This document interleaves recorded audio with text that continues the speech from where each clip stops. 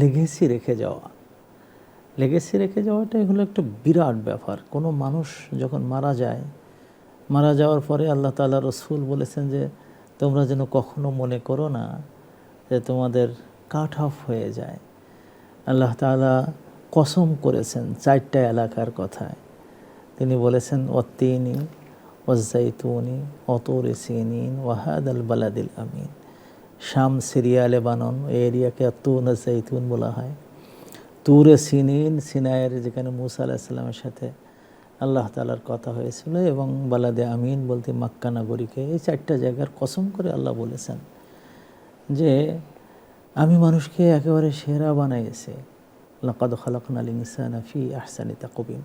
এই সেরা বানানোটা তিনি বলেছেন সেরা কত জায়গায়, বহু জায়গায় তাকওয়িমে এসে তার প্রপোর্শনাল, তার দেহ বল্লরী, তার ব্রেন, তার চোখ, তার হাত, তার সব কিছুকে আল্লাহ তাআলা এত সুন্দর করে দিয়েছেন। পৃথিবীর কোনো সৃষ্টিতে এরকম সম্ভব হয়নি।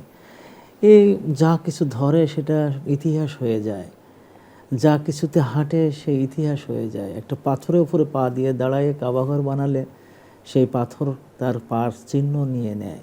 ওর চোখটা এত সুন্দর যে চোখ দিয়ে যখন দেখে, আল্লাহ তাআলা বলেন যে এই উলুল আলবাবরা যখন এগুলো দেখে, উলুল আবসারদের জন্য আমি এই দুনিয়ায় অনেক কিছু গোছিয়ে রাখছি।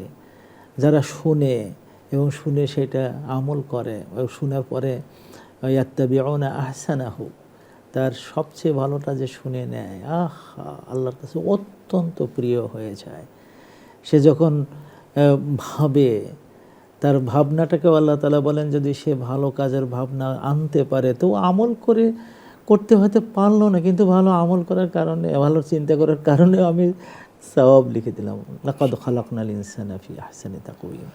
তার হাসি, তার কান্না, তার চোখের পানি, তার হাত, তার পা, তার কাজ, তার চিন্তা সবটাও হয়ে যেতে পারে সব ফেরেশতাদের চেয়ে উপরে এক মানুষ।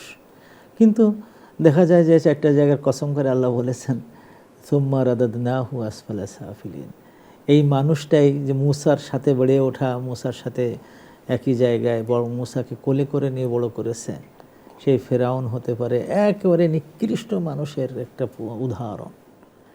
এমন হয়ে যেতে পারে ইব্রাহিম আলাইহিস সালাম যে ঘরে বড় হয়েছেন, যার নুন খেয়ে তারপর বড় হয়েছেন, সেই বাড়ির সেই ঘরের নমরুদকে আল্লাহ তাআলা মনে করতে পারেন যে সিরিয়ার সৃষ্টির সবচেয়ে নিকৃষ্ট মানুষ। তাকে মারতে যেও একটা মশা দিয়ে মেরে ফেলেছেন।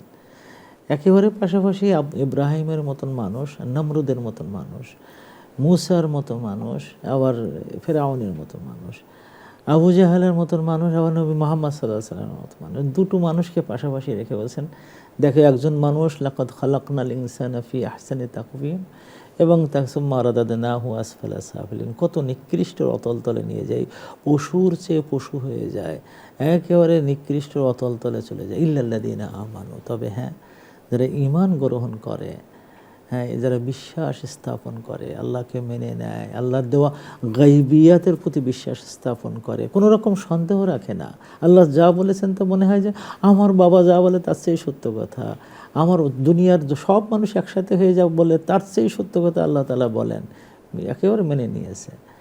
আবার আমিলুস সালিহাত, তারা ভালো কাজও করে, এবং ভালো কাজটা দেখেন আল্লাহ তাআলা এমনভাবে রেখেছেন এটা জীবনব্যাপী। এটা এমন না কয়েকটা হাতে গোনা এই ভালো কাজ আর ওইগুলো হলো আর বাদ বাকি সব না। আল্লাহ তাআলা বলছেন তোমার জীবনে যা কিছু তুমি, তোমার খাওয়াটাও ইবাদত, তোমার ঘুমটাও ইবাদত হয়ে যেতে পারে, তোমার বসে থাকাটাও ইবাদত হতে পারে, তোমার এমন হতে পারে যে এক মুহূর্ত ব্যয় করেছো কোরআনকে সামনে নিয়ে, আর সারা রাতের ইবাদতের সওয়াবটা আমি লিখে দিতে পারি। তোমার জীবন যেমন বৃত্তায়িত, জীবন যেমন সীমা তৈরি করা হয়েছে, ওই জীবন ব্যাপী তোমার ইবাদত তৈরি করা হয়েছে।